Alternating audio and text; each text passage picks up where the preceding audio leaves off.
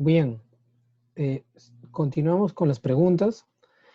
En esta ocasión tenemos un varón de 50 años, ¿no? Que presenta orinas espumosas. Ya hemos mencionado en anteriores preguntas orinas espumosas. Yo tengo que pensar en proteinuria, ¿no? Proteinuria, o glomerular o tubular. Más frecuente glomerular. Si es un adulto, será una glomerulopatía secundaria y no primaria. Y si hablo de una glomerulopatía secundaria, diabetes, hipertensión. Antecedentes, diabetes, ¿ven? Hace 10 años. Hipertensión hace 2 años. Al examen se le encuentra 160-90, está clínicamente con palidez, puede haber anemia, edemas en miembros inferiores y proteinuria 2 cruces. ¿Cuál es el antihipertensivo más recomendado? Tenemos un paciente entonces con una enfermedad renal que puede ser crónica porque esta leve palidez me puede traducir una anemia. Recuerden que la enfermedad renal crónica por disminución de la síntesis de eritropoyetina disminuye pues los niveles de hemoglobina. Y además, ¿no? Hay un daño glomerular importante porque hay orinas espumosas y proteinuria 2 cruces, ¿no? Con edemas. Entonces, recuerden, el tratamiento de la hipertensión arterial en el diabético va a depender mucho si es que hay compromiso glomerular o no. Es decir, si tiene proteinuria o no tiene proteinuria. Entonces, acá el tratamiento de elección es administrar un IECA, ¿no? El Diabetes Care ha sacado un artículo de revisión hace algunos años, muy interesante, en donde básicamente califica a los pacientes diabéticos con hipertensión en dos grandes grupos. Los primeros, los pacientes que tienen presiones arteriales entre 140-90 a 160-100, ¿no? ¿no? Lo ideal es iniciar a estos pacientes con un solo agente antihipertensivo, ¿no? Y luego cuando yo veo, eh, eh, cuando yo tengo pues a estos pacientes que están entre estos rangos de hipertensión, veo si tiene albuminuria o no tiene albuminuria, ¿no? O proteinuria. Si es que este paciente tiene más de 150 miligramos por día de proteinuria, ¿no? Yo tengo que iniciar o un YECA o un ARA2 por el famoso efecto antiproteinúrico, eh, antifibrótico, ¿no? Que va a evitar el remodelado de la nefrona, ¿verdad? Pero si no tengo proteinuria, ¿no? Yo puedo elegir cualquier opción del arsenal terapéutico para hipertensión, un YECA, ARA2, un calcio antagonista, un diurético, tiazídico. Pero ojo, cuidado con los diuréticos tiazídicos, que ya sabemos que una de las reacciones adversas es aumentar la glucosa y los lípidos. Por otra parte, si el paciente mantiene valores mayores a 160-100, debo iniciar dos agentes, ¿no? Y lo mismo, veo si hay albuminuria. Si hay albuminuria, yo debo iniciar o un YECA o un ARA2 y complementarlo con un diurético o calcio antagonista. Si no hay albuminuria, empiezo dos de estas tres opciones. Nunca juntar YECA y ARA2 en estos pacientes, puesto que pueden aumentar el riesgo de eventos adversos, como por ejemplo hipercalemia, ¿no? Hipercalemia o aumento transitorio de la creatinina. ¿Cuál es el tratamiento de primera línea en las crisis tónico-clónicas generalizadas primarias? Bien, acá yo les tengo que decir, dentro del tratamiento de las crisis epilépticas, hay algunas cosas puntuales que debemos recordar. Para empezar, todas estas son opciones, ¿no?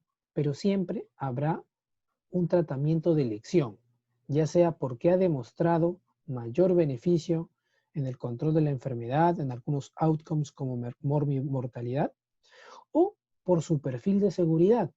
Cuando yo hablo de perfil de seguridad, me estoy refiriendo a básicamente la incidencia de eventos adversos de los fármacos.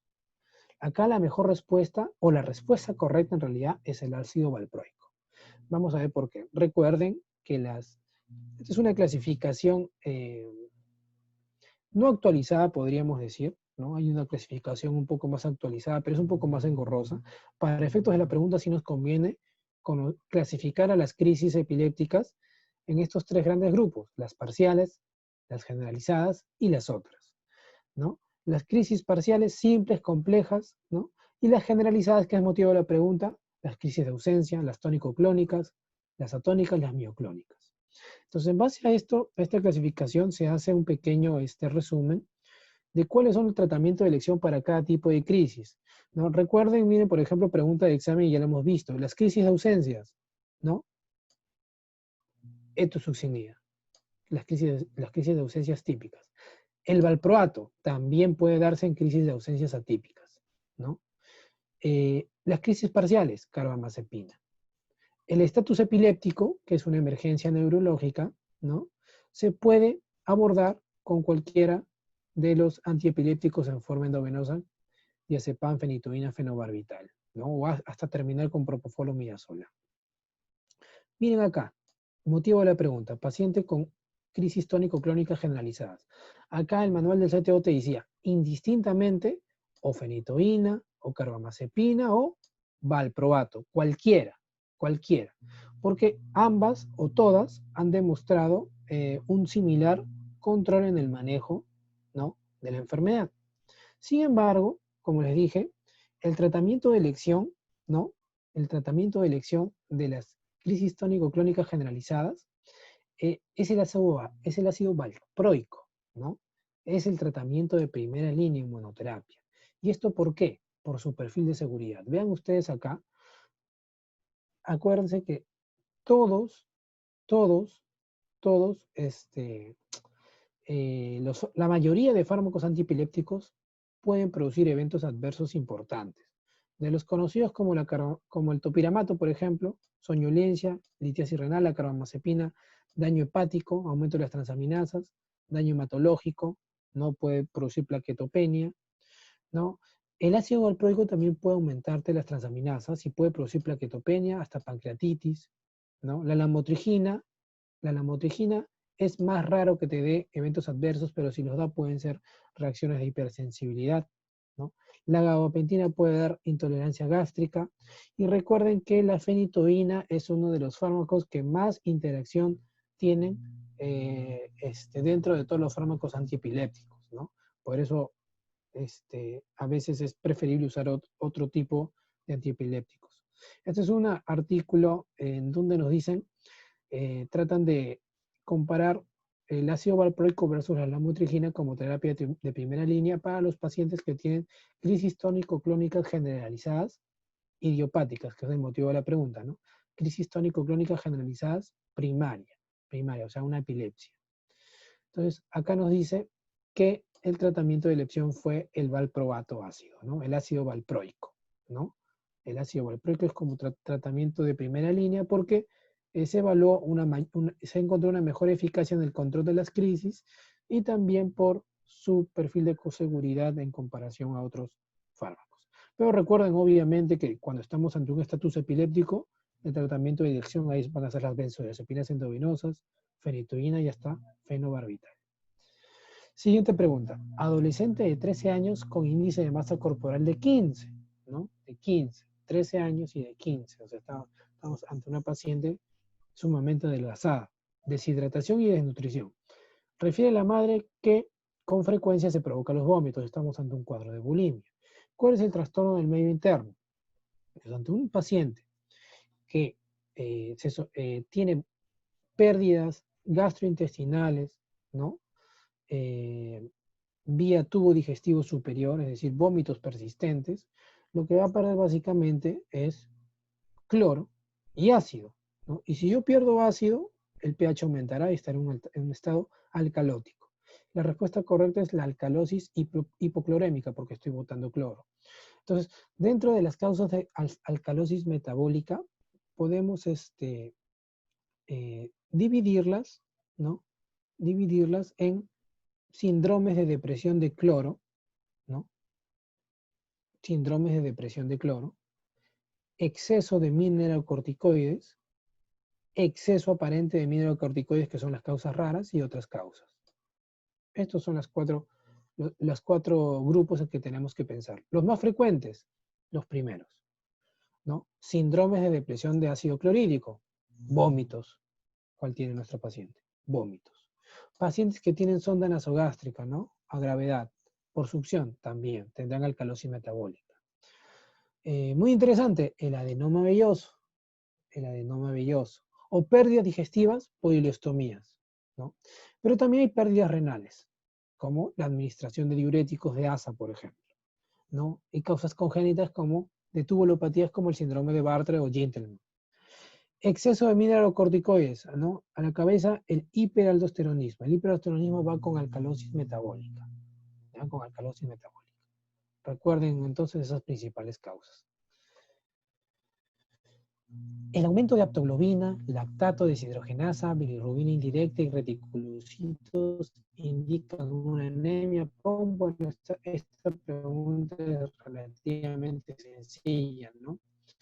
Recuerden que la aptoglobina es una proteína que viaja en la sangre y que se va a consumir uniéndose a la hemoglobina que se... Bien, siguiente pregunta. Nos dice, el aumento de la aptoglobina, lactato de deshidrogenasa, bilirrubina indirecta y reticulocitos indicarán una anemia por... Y acá tenemos, bueno, esta pregunta es relativamente sencilla, solo recuerden que todos estos son parámetros de hemólisis. La aptoglobina es una proteína, ¿no?, que viaja en la sangre y se va a consumir uniéndose a la hemoglobina que va a ser liberada después del proceso de hemocateresis, ¿no?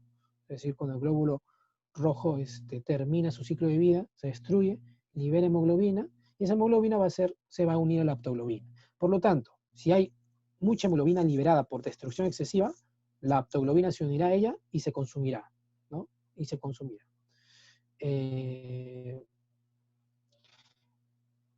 Lactato de deshidrogenasa, ¿no? Cuando hay destrucción del citosol, bilirrubina indirecta, el aumento de reticulocitos por, por una respuesta medular compensatoria ante la pérdida de glóbulos rojos que se detecta. Entonces, acá dense cuenta que está un poco mal redactada la pregunta, ¿no? Porque cuando hay hemólisis, la aptoglobina tiene que disminuir, más no aumentar.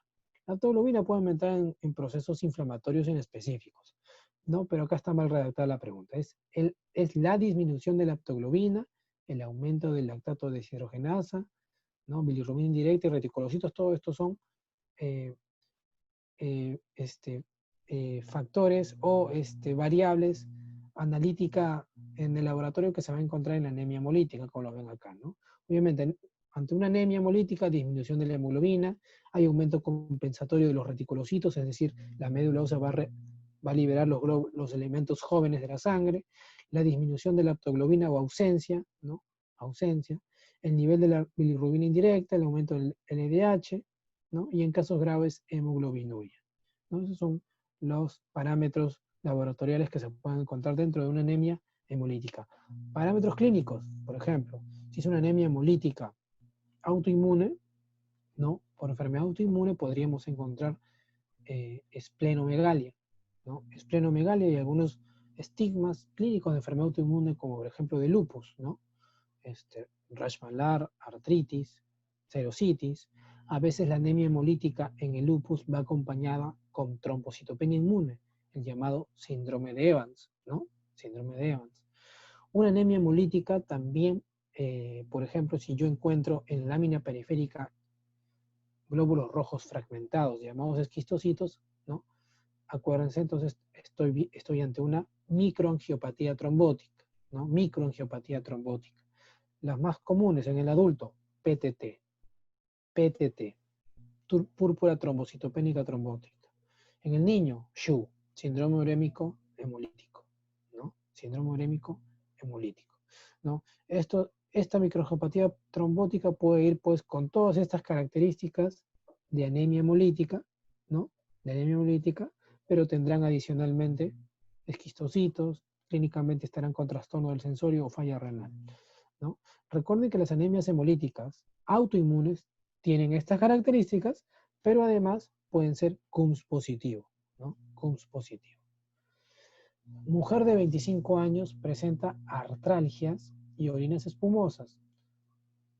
¿No? Mujer joven, artralgias, orinas espumosas, uno ya debe estar pensando en una colágenopatía tipo lupus, ¿no? Eritema en alas de mariposa, edema periférico, laboratorio, ANA positivo, complemento C3 disminuido, y inician tratamiento con corticoides por vía oral a altas dosis. ¿Qué efecto esperaría encontrar? ¿No? ¿Qué efecto esperaría encontrar? Bien, dentro de la etiopatogenia del lupus, ¿no? Recuerden que el lupus tiene una etiopatogenia multifactorial. Intervienen tanto factores genéticos, externos, hormonales, inmunológicos. Dentro de los genéticos, algunos tipos de HLA. Dentro de los externos, algunos medicamentos o infecciones, se postula hasta agentes infecciosos que funcionarían como triggers de la enfermedad. Lupus inducido por fármacos también existe y es un tema aparte. Hormonales, está claro que predomina el sexo femenino. Y también se ha visto que en el periodo de gestación la actividad lúpica va a disminuir, ¿no? Sin embargo, en el puerperio se puede exacerbar los síntomas.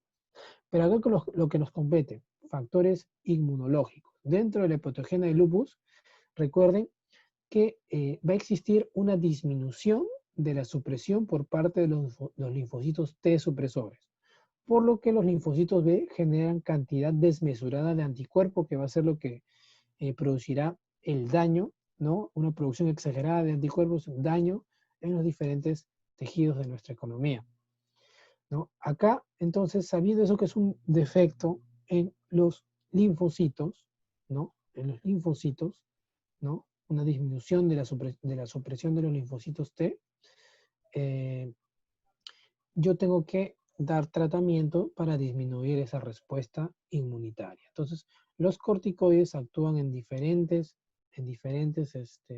escenarios. Uno de ellos es la disminución de la producción de los linfocitos T, ¿no? Por lo tanto, se disminuirá las vías de señalización de interleuquinas, ¿no? Interferón, factor de transcripción NK-beta, etc. ¿Ya? La mejor respuesta acá son los linfocitos T, porque los corticoides, recuerden, los corticoides tienen dos mecanismos de acción. La vía genómica, que es la que todos hemos estudiado en el pregrado, es donde el corticoide atraviesa la membrana celular y ingresará al núcleo para iniciar la transcripción, ¿no? La transcripción de los genes, ¿no? Ese mecanismo genómico demora varias horas, ¿no? Y hasta algunos días, ¿no? Pero cuando yo doy altas dosis de corticoides, ¿no?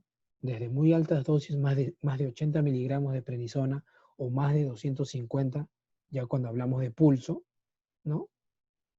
Yo voy a activar la otra vía, la vía no genómica, ¿no? Es decir, ¿no?